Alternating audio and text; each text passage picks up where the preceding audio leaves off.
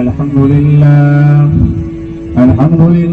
نحمده ونستعينه ونستغفره ونؤمن به ونتوكل عليه ونعوذ بالله من شرور أنفسنا ومن سيئات أعمالنا من يهدي الله فلا مضل له ومن يضلله فلا هادي له ونشهد أن لا إله إلا الله وحده لا شريك له ونشهد أن سيدنا وحبيبنا وشفيعنا وإمامنا وهادينا ومرشدنا ونبينا ورسولنا وأفضلنا ومتاعنا ومكرمنا ومحترمنا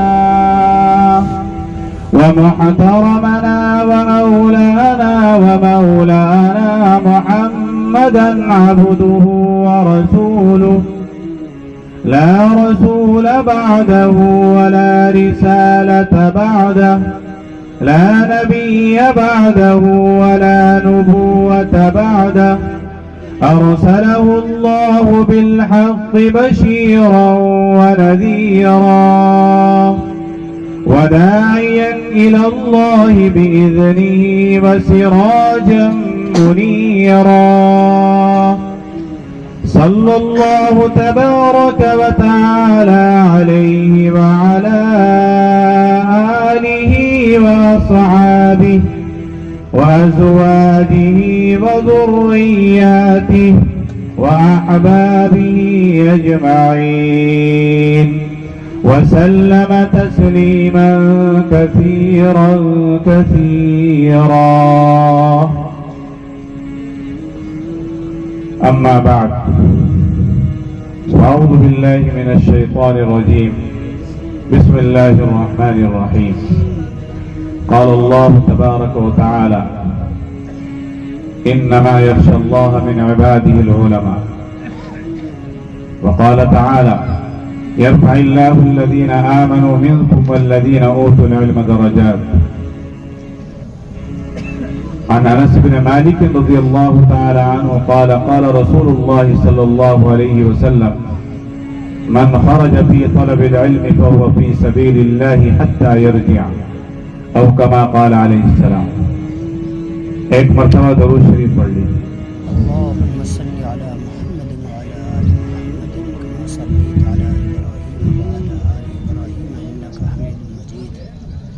اللهم بارك على محمد يا رب صل وسلم دائما أبدا على حبيبك خير الخلق كلهم. واجب الاحترام بھائی اور عزیز دوستو، آج عید الفطر کا دن ہے اور یہ دن ہم سب کے لیے اللہ کی طرف سے بہت بڑا انعام ہے. یہ مسرت اور خوشی کا دن اللہ کی طرف سے بیش قیمت تحفہ ہے. بالخصوص ان لوگوں کے لیے ہے جنہوں نے ماہ مقدس کے اندر روزے رکھے ہیں، تراویح پڑھی ہیں اور دوسرے اعمال صالحہ میں مشغول رہے، گناہوں سے اجتناب کیا. کیونکہ آج ان کی محنت اور ان کی مزدوری ملنے کا دن ہے، ان کی محنت کا ثمرہ اور انعام کے ملنے کا دن ہے. لیکن آج میں آپ کے سامنے علماء کے تعلق سے بات کروں گا اور آپ کو یہ بتانا چاہوں گا، گفتگو کا مقصود یہ ہوگا کہ آج کے زمانے میں اور آج کے اس پرفتن دور میں جس طریقے سے چاروں سمت سے ظلم و بربریت کی آندھیاں چل رہی ہیں اور انسان اپنے نفس اور دماغ کا غلام بن چکا ہے اور جہالت کے اندھیروں نے اور تاریکیوں نے اسے ایک ایسے راستے پر لا کر کھڑا کر دیا ہے جس کی منزل کفر ہے اور بادل کفر جہنم.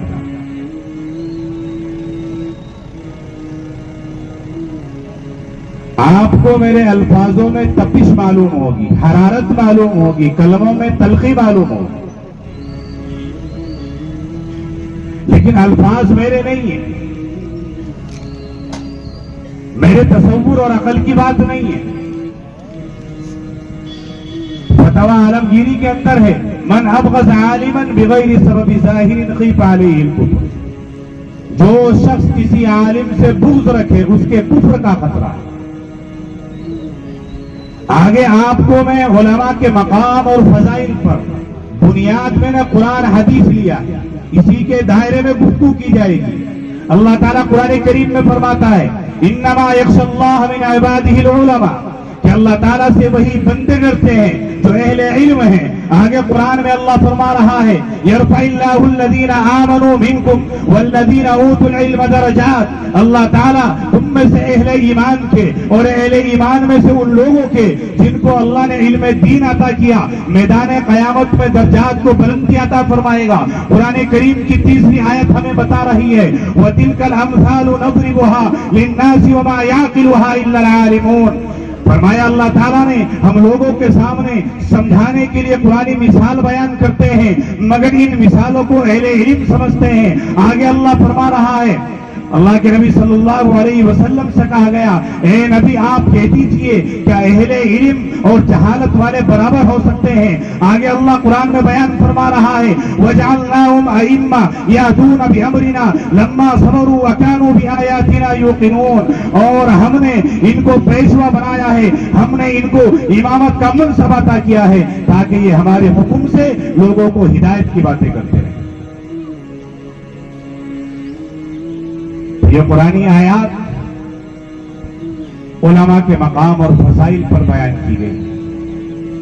اب آپ مجھے بتائیں کہ یہ قرآنی آیات ان لوگوں کے لیے نہیں ہے جنہوں نے اپنے دل کے اندر علماء کی نفرت بھری ہوئی ہے، جن کی آنکھوں پر علماء کی نفرت کا چشمہ لگا ہوا ہے اور اس چشمے کے اندر انہیں علماء کی خامیاں نظر آ رہی ہیں، علماء کے عیوب نظر آ رہے ہیں، علماء کی ذات کو تنقید کا نشانہ بنا رہے ہیں، علماء کی چھوٹی چھوٹی غلطیوں پر نفرت اپنے دلوں کے اندر پالے ہوئے ہیں۔ کیا ان کے لیے قرآنی آیات نہیں ہے؟ انہیں یہ پیغام نہیں ہے؟ کوئی امام کی امامت کا مخالف ہو گیا، کوئی امام کی خوشحالی کا مخالف ہو گیا، کوئی اس لیے امام سے ناراض ہو گیا کہ امام مسجد کے اندر کبھی اتفاق سے ایک 8 منٹ نماز تاخیر سے پڑھا دیتا ہے، کوئی امام سے اس لیے مخالف ہے یہ بار بار اپنے گھر کیوں جا رہا ہے، کوئی امام سے اس لیے مخالف ہے کہ اس نے جمعے کے خطبے میں ہمارے مزاج کے خلاف بات کہی ہے، کوئی امام کی خوشحالی سے مخالف ہے، کوئی امام کی ترقی سے مخالف ہے، کوئی اس لیے امام سے بدظن ہے کہ اس امام نے فلاں آدمی سے خصوصی تعلق کر رکھا۔ میں صحیح کہہ رہا ہوں، آج کے دور میں نہیں چاہتے بہت سے مقتدی کہ امام اپنے وطن جائے، گھر جائے، مسجد سے غائب نہیں رہنا چاہیے۔ میں آپ کو تجربہ بتا رہا ہوں، 6 مہینے 7 مہینے 8 مہینے امام کسی مسجد میں رہے، گھر نہ جائے، کوئی ایک مقتدی حامی نہیں ہے کہ امام صاحب حضور کیا پیش آیا، آپ کو ابھی کافی وقت ہو گیا، آپ گھر پر نہیں گئے ہیں۔ لیکن اگر اس کے خلاف ہو جائے کہ امام صاحب ابھی 2 مہینے پہلے گھر گئے تھے، اب اچانک گھر چلے گئے، چاہے عذر کوئی غم ہو، کسی کی موت ہو، کوئی بڑی رنجش ہو، ایک دم کوہرام برپا کر دیتے ہیں، امام کے خلاف طوفان بدتمیزی کھڑا کر دیتے ہیں۔ امام کا وجود کیا ہے؟ امام کی حیثیت کیا ہے؟ پیغمبر صلی اللہ علیہ وسلم اپنے آبائی وطن کو الوداع کہہ رہے ہیں، مکہ سے دور جا رہے ہیں، جاتے جاتے مکہ کو مڑ مڑ کر دیکھ رہے ہیں اور کہہ رہے ہیں مکہ میں تجھے چھوڑنا نہیں چاہتا تھا۔ آپ صلی اللہ علیہ وسلم کی آنکھیں آنسو سے اشکبار ہو گئی۔ آپ کا کیا ہے؟ اپنے گھروں کے اندر قید و بند ہو، اپنے خاندان کے ساتھ ہو، اپنے کارخانوں پر لگے ہوئے ہو، ذرا مہینے 2 مہینے کے لیے اپنے وطن کو چھوڑ کر دیکھو، تمہیں معلوم ہوگا کہ دن میں تارے کس طرح نظر آتے ہیں۔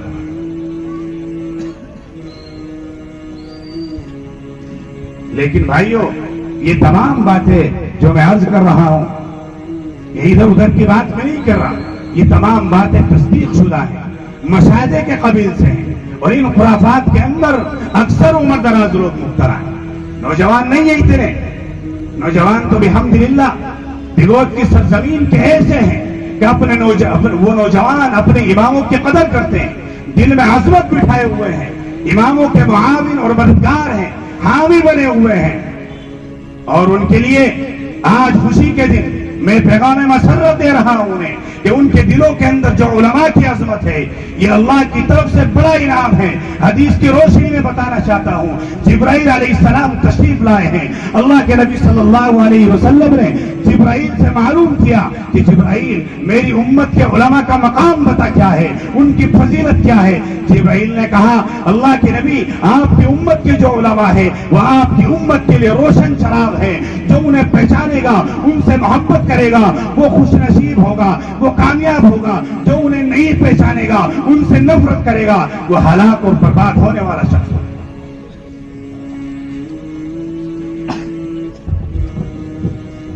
لیکن اس کے باوجود بھی کچھ نادان ہیں جو علماء کی نفرت کی آگ میں ڈوبے ہوئے ہیں، جن کے دلوں کے اندر علماء کی نفرت کے آشیانے بنے ہوئے ہیں، جو علماء کی جاسوسیاں کرتے ہیں، جو علماء کی ذات کو نشانہ بناتے ہیں، جو علماء کی غیبتیں کرتے ہیں، علماء کی برائیاں کرتے ہیں۔ ایک حدیث میں آپ کو سناتا ہوں، سنے وہ لوگ جن کے دلوں کے اندر نفرت بھری ہوئی ہے اللہ کے نبی صلی اللہ علیہ وسلم کی اگر ہی حدیث پر ایمان لاتے ہیں، اگر کہتے ہیں کہ قال اللہ اور قال رسول اللہ پر ہم آمنا وصدقنا کہتے ہیں، ہم تصدیق کرتے ہیں اللہ کے نبی کی زبان کی، ہم تصدیق کرتے ہیں اللہ کے کلام کی، تو وہ اس حدیث کو سنیں۔ اللہ کے نبی صلی اللہ علیہ وسلم نے فرمایا او کن عالما، یا تو تم عالم بن جاؤ، او متعلما یا تم متعلم بنو، او مستمعا یا تم علم کو سننے والا بنو، او محبا یا تم علماء سے محبت کرنے والے بنو۔ کتنی باتیں ہوئی؟ 4 باتیں۔ پہلا لفظ کیا ہے آقا کا؟ عالما، یا تو تم عالم بنو۔ دوسرا لفظ ہے او متعلما، یا تم علم سیکھنے والے بنو۔ تیسرا لفظ ہے آقا کا او مستمعا، یا تم علم کو سننے والا بنو۔ چوتھا لفظ ہے آقا کا او محبا، یا تم علماء سے محبت کرنے والے بنو۔ تو 4 باتیں ہوئی۔ آقا نے خبردار کیا ان 4 کے دائرے کے اندر رہنا، ولا تکن الخامس، 5ویں قسم کے اندر داخل مت ہو جانا۔ حافظ ابن عبد البر مالکی رحمۃ اللہ علیہ فرماتے ہیں کہ آقا علیہ الصلوۃ والسلام نے جو 5ویں قسم کی طرف اشارہ کیا ہے جو ہلاک برباد کرنے والی ہے، وہ اشارہ یہ ہے اللہ کے نبی صلی اللہ علیہ وسلم کا کہ 5ویں قسم سے وہ لوگ مراد ہیں، ہلاک ہونے والے وہ لوگ ہیں جو علماء سے بغض رکھتے ہیں اور نفرت کرتے ہیں۔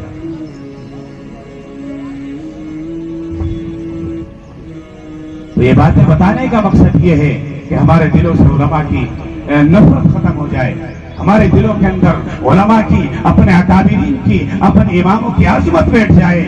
آگے آپ سنیں امام ابن الجوزی رحمۃ اللہ علیہ جو صاحب علم ہے وہ سمجھ رہے ہیں، میں کسی محدث اور فقیہ کا نام لے رہا ہوں، میں کسی اللہ والے کے حوالے سے یہ بات بیان کر رہا ہوں۔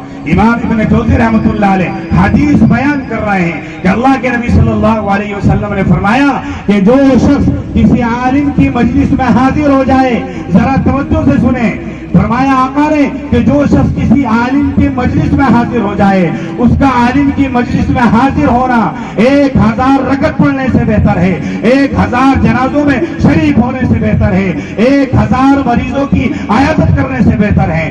آپ اندازہ لگائیے 1000 مریضوں کی عیادت، حالانکہ اللہ کے نبی صلی اللہ علیہ وسلم فرماتے ہیں کہ جو شخص صبح کے وقت میں کسی مریض کی عیادت کر لے، جو مسلمان کسی مسلمان کی صبح کے وقت میں عیادت کر لے مریض کی، اللہ کے نبی صلی اللہ علیہ وسلم فرماتے ہیں کہ شام تک 70,000 فرشتے اس کے لیے رحمت کی دعا کرتے ہیں۔ لیکن یہاں کیا فرمایا جا رہا ہے کہ جو عالم کی مجلس میں حاضر ہو جائے اس کے لیے 1000 مریضوں کی عیادت کرنے سے بہتر ہے۔ آپ حدیث سنتے جائیے، فیصلہ آپ کے اختیار میں ہوگا، عمل کرنا نہ کرنا آپ کی ذمہ داری ہوگی۔ میری ذمہ داری پیغام پہنچانا ہے۔ اگلی روایت میں انس بن مالک رضی اللہ تعالیٰ عنہ فرماتے ہیں، کیا فرماتے ہیں کہ اللہ کے نبی صلی اللہ علیہ وسلم نے فرمایا کہ اللہ تعالیٰ کا جو عرش ہے اس عرش کے نیچے پورا شہر آباد ہے، اور اس شہر کے دروازے پر اللہ نے ایک فرشتہ متعین کیا ہوا ہے، فرشتہ ہے اللہ کے حکم سے، क्योंकि फरिश्ता अपने इख्तियार से कुछ नहीं करता। ला यासून अल्लाह मा अमरहुम व यफअलून मा युमरून, उन्हें तो जो हुक्म दिया जाता है वही फरिश्ता करता है। वो फरिश्ता वहां पर है, निदा देता है, आवाज देता है, और लोगों सुनो, रब की तरफ से ये ऐलान है कि जो शख्स किसी आलिम की जियारत करता है गोया कि वो अंबिया की जियारत करता है, नबियों की जियारत करता है, और जो नबियों की जियारत करता है वो अल्लाह ताला की जियारत करता है, और जिसने अल्लाह ताला की जियारत कर ली उसका ठिकाना जन्नत। आगे आप सुने, हज़रत अबू हुरैरा रज़ियल्लाहु ताला अन्हु फरमाते हैं, अल्लाह के नबी सल्लल्लाहु अलैहि वसल्लम ने फरमाया, यक़ूल इन्ना दुनिया मलऊनतुन मलऊनुन मा फीहा इल्ला ज़िक्रुल्लाहि व मा बालहु व आलिमुन औ मुतअल्लिमुन। खबरदार, अल्लाह के नबी सल्लल्लाहु अलैहि वसल्लम ने फरमाया कि जिसे अल्लाह पसंद करे वो शख्स, और अल्लाह का जिक्र और आलिम और तलबा, इसके अलावा बाकी दुनिया मलऊन है, और दुनिया के अंदर जो कुछ है वो सब मलऊन है। हज़रत अबू उमामा रज़ियल्लाहु ताला अन्हु रिवायत फरमाते हैं, क़ाला ज़ुकिरा लिरसूलिल्लाहि सल्लल्लाहु अलैहि वसल्लम रजुलान अहदुहुमा आबिदुन वल आखिरु आलिमुन, कि अल्लाह के नबी सल्लल्लाहु अलैहि वसल्लम के सामने दो शख्सों का जिक्र किया गया। अल्लाह के नबी सल्लल्लाहु अलैहि वसल्लम ने फरमाया कि उनमें एक आलिम था और एक आबिद था। आका ने फरमाया, फज़लुल आलिम अलल आबिद कफ़ज़ली अला अदनाकुम, कि आलिम की आबिद के ऊपर इस तरह फजीलत है जैसे मेरी फजीलत तुम में से अदना दर्जे के साबित है। दूसरी रिवायत में आका के अल्फाज ये हैं, फज़लुल आलिम अलल आबिद कफ़ज़लिल क़मरि लैलतिल बद्रि अला साइरिल कवाकिब, कि आलिम को आबिद के ऊपर इस तरह फजीलत हासिल है जैसे 14वीं रात के चांद को तमाम सितारों पर फजीलत। अगली हदीस में शेख अब्दुल कादिर जिलानी रहमतुल्लाह अलैह हदीस बयान फरमा रहे हैं। आपने नाम सुना होगा जिन्हें गौसे आज़म का खिताब दिया जाता है। फरमाते हैं कि अल्लाह के नबी सल्लल्लाहु अलैहि वसल्लम ने फरमाया कि जो शख्स किसी आलिम से मुसाफा करता है वो मुझसे मुसाफा करता है। जिस शख्स ने किसी आलिम की जियारत की उसने गोया के मेरी जियारत की, और जिस शख्स ने किसी आलिम की सोबत इख्तियार की उसने मोहम्मदुर रसूलुल्लाह की सोबत इख्तियार की, और जिसने मेरी सोबत इख्तियार की गोया के अल्लाह ताला जन्नत के अंदर उसे मेरा हमनशीन बनाएगा। इससे बड़ी सादत आपको क्या चाहिए? इससे बड़े मकाम और फजीलत की क्या बात हो सकती है कि अल्लाह के नबी अपनी तरफ रिश्वत दे रहे हैं और मकाम ये मिल रहा है कि अल्लाह ताला जन्नत के अंदर अल्लाह के नबी सल्लल्लाहु अलैहि वसल्लम का उसे हमनशीन बनाएगा। तो कोई मुसलमान है मजमे के अंदर जो इस बात को पसंद ना करे? मेरा तसव्वुर और ज़न्न गालिब ये कहता है कि कोई भी मुसलमान नहीं होगा जो इस बात को पसंद ना करे कि अल्लाह के नबी सल्लल्लाहु अलैहि वसल्लम की हम नशीनी हमें नसीब हो जाए। आगे आप सुनते जाइए, मैं हदीस आपको सुना रहा हूँ, हवाले और दलाइल से बात कर रहा हूँ। इमाम तफ्ताज़ानी रहमतुल्लाह अलैह फरमाते हैं कि जब किसी गांव के अंदर या किसी बस्ती के अंदर या किसी कलिये के अंदर किसी आलिम का कदम पड़ता है, अल्लाह ताला उसकी बरकत से उस गांव और उस कस्बे के कब्रिस्तान से 40 दिन तक के लिए अज़ाब को उठा लेता है। इमाम नस्की रहमतुल्लाह अलैह फरमाते हैं कि क़यामत का मैदान होगा, अल्लाह के नबी सल्लल्लाहु अलैहि वसल्लम अपनी हौज पर खड़े हुए होंगे, सुरहा आएंगे, नेक लोग आएंगे, उन्हें आब खोले दिए जाएंगे, जामे कौसर पिलाने के लिए उन्हें प्याले दिए जाएंगे। लेकिन आका फरमाते हैं जब मेरी उम्मत के उलमा का नंबर आएगा तो मैं खुद मोहम्मदुर रसूलुल्लाह अपने हाथों से चुल्लू भर भर कर उन्हें पानी पिलाऊंगा।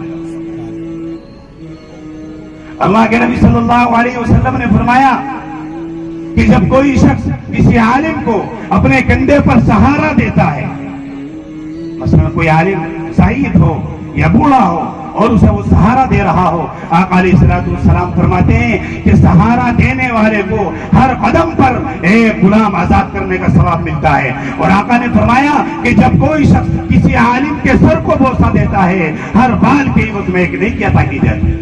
आका ने फरमाया कि रोजाना अल्लाह की तरफ से 1999 रहमतें दिन और रात में उलमा पर नाजिल होती हैं, तलबा पर नाजिल होती हैं, और सिर्फ एक रहमत तमाम लोगों पर नाजिल होती है। आका अलैहिस्सलातु वस्सलाम ने फरमाया مجھے اس ذات کی قسم جس کے قبضے میں محمد رسول اللہ کی جان ہے، جب کوئی شخص کسی عالم کے دروازے پر مسئلے کی تحقیق کے لیے جاتا ہے، علم حاصل کرنے کے لیے جاتا ہے، تو اس کے آنے جانے میں جو قدم لگتے ہیں، ہر قدم پر اللہ تعالیٰ 1 سال کی عبادت کا ثواب مرحمت فرماتے ہیں۔ آگے آپ سنیں، عبداللہ بن مسعود رضی اللہ تعالیٰ عنہ بیان فرما رہے ہیں کہ لوگوں، علم کو اٹھائے جانے سے پہلے، علم کے اٹھائے جانے سے پہلے علم کو لازم پکڑ لو۔ مجھے ذات کبریائی کی قسم ہے کہ میدان قیامت میں جب شہداء علماء کا مقام دیکھیں گے تو تمنا کرنے لگیں گے کاش ہم دنیا میں شہید نہ ہوتے، ہم دنیا کے اندر عالم ہو جائیں۔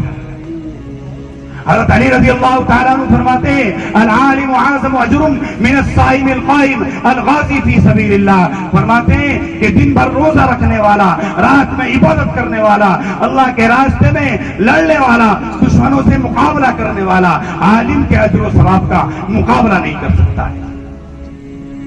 حضرت ابو الدرداء رضی اللہ تعالیٰ عنہ فرماتے ہیں یقسم اللہ یرزق اللہ العلم والسعداء ویحرم الاشقیاء، کہ اللہ تعالیٰ یہ دولت خوش نصیب لوگوں کو عطا فرماتا ہے، بد نصیب لوگ اس سے محروم رہتے ہیں۔ حضرت لقمان نصیحت کر رہے ہیں اپنے بیٹے کو، ان لقمان لابنہ یا بنی علیک بمجالس العلماء، میرے بیٹے علماء کی صحبت کو لازم پکڑ لو، علماء کی صحبت میں بیٹھنے کو اختیار کرو۔ لیکن ہم صحبت میں کیا بیٹھیں گے؟ چہرہ دیکھنا ہی پسند نہیں کرتے، اتنی نفرت دلوں کے اندر بھری ہوئی ہے۔ آپ دیکھیں کہ علماء کی تعظیم کیا ہوتی ہے۔ سمرقند کے اندر ایک شخص بادشاہ بنتا ہے،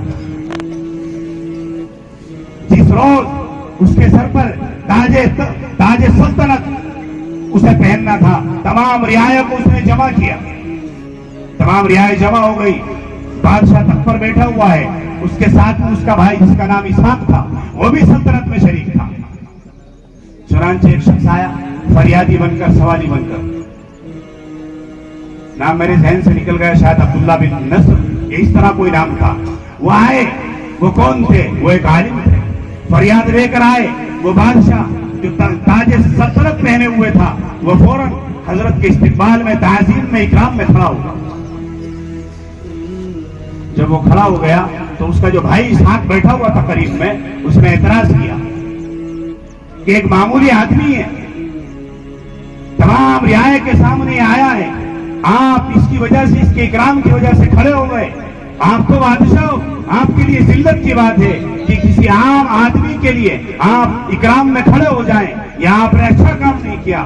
فرماتا ہے بادشاہ میں پورے دن اسی طرح پشوپیش میں رہا، پریشان رہا، جب رات ہوئی تو خواب میں دیکھتا ہوں کہ اللہ کے نبی صلی اللہ علیہ وسلم کی زیارت ہے۔ اللہ کے نبی صلی اللہ علیہ وسلم نے میرا ہاتھ پکڑا اور فرمایا کہ بادشاہ تیری بادشاہت پہ قائم رہے گی، تیری نسل میں قائم رہے گی، اس لیے کہ تو نے ایک عالم کا اکرام کیا ہے، اور تیرے بھائی نے جو بے ادبی کی بات کی ہے اس کی سلطنت بھی برباد ہوگی، اس کی نسل بھی برباد ہو جائے گی۔ اللہ کے نبی صلی اللہ علیہ وسلم نے فرمایا یاتی علی الناس زمان یقومون ساعتا لا یجدون اماما یصلی لهم، لوگوں پر ایک زمان آئے گا کہ مسجدوں کے چکر لگائیں گے، کبھی اس مسجد میں جائیں گے، کبھی اس مسجد میں جائیں گے نماز پڑھنے کے لیے، لیکن اس وقت انہیں نماز پڑھانے والا کوئی امام نصیب نہیں ہو۔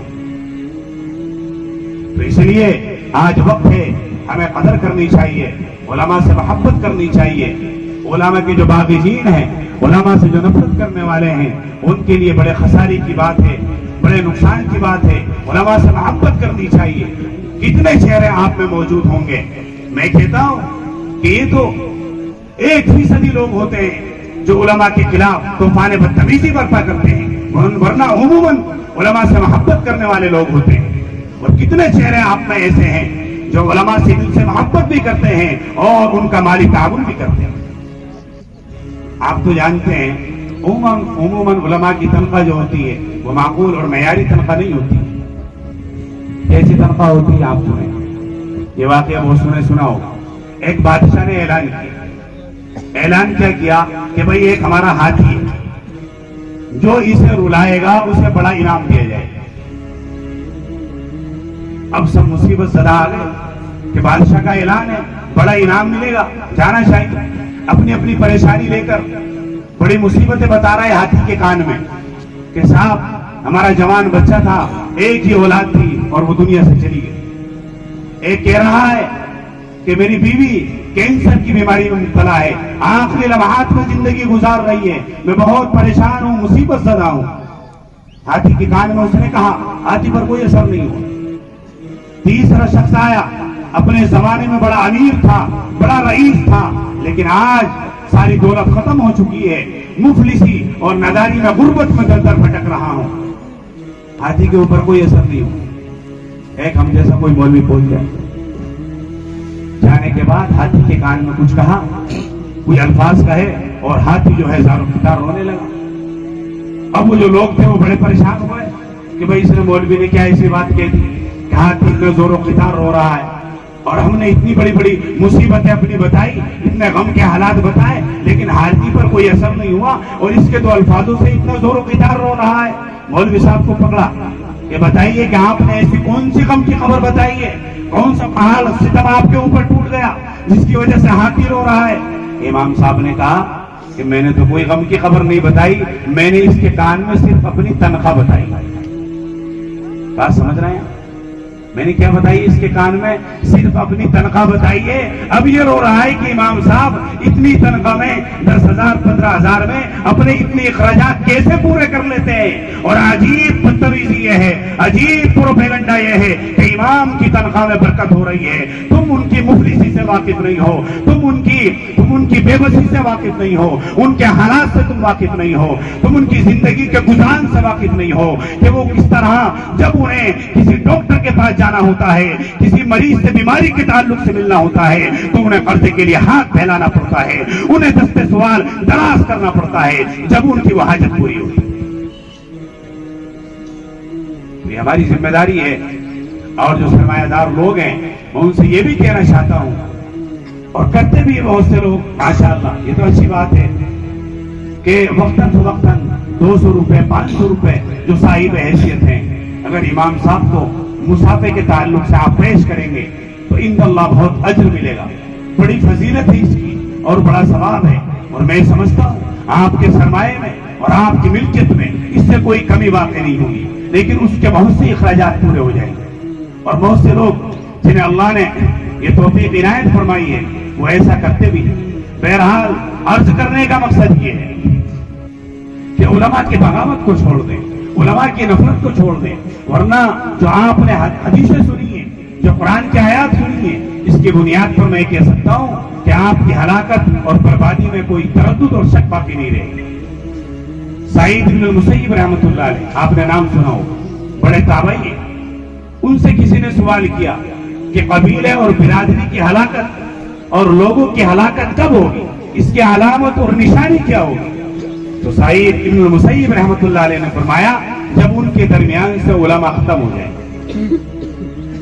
میرے بھائیوں، یہ بہت بڑی فضیلت کی بات ہے، اور اللہ کی طرف سے بہت بڑا انعام ہے کہ آج ہمارے درمیان میں علماء موجود ہیں، اکابر موجود ہیں، ائمہ موجود ہیں۔ ان کی ہمیں قدر کرنی چاہیے، ان سے محبت کرنی چاہیے، ہر طریقے سے ان کا تعاون کرنا چاہیے، ان کو خوشحال رکھنے کی ہمیں مکمل کوشش کرنی چاہیے۔ جب اللہ کے نبی نے اتنی فضیلتیں بیان فرمائی ہیں، اتنی حدیثیں بیان فرمائی ہیں، پھر بھی اگر ہم اس بات پر عمل نہ کریں، اور میرا تو خیال ہے کہ آپ ان حدیثوں کو سن کر وہ لوگ جن کے دلوں میں ذرہ برابر بھی علماء کے لیے کوئی بات ہوگی دلوں کے اندر، تو ان کے دلوں کے اندر محبت پیدا ہو جائے گی۔ دیکھو خامیاں تو ہوتی ہیں، علماء کے اندر بھی عیوب ہوتے ہیں۔ حضرت عطا اللہ شاہ بخاری رحمۃ اللہ علیہ کے پاس ایک شخص آیا، یہ واقعہ بتا کر اپنی بات ختم کرتا ہوں۔ حضرت عطا اللہ شاہ بخاری رحمۃ اللہ علیہ اپنے آپ سے واقف ہوں گے، ان کے پاس ایک شخص آیا اور کہنے لگا کہ حضرت ایک عمدہ قسم کے امام کی ضرورت ہے۔ تو حضرت نے فرمایا کہ بھائی عمدہ قسم کا امام کے لیے کیا خصلتیں ہونی چاہیے؟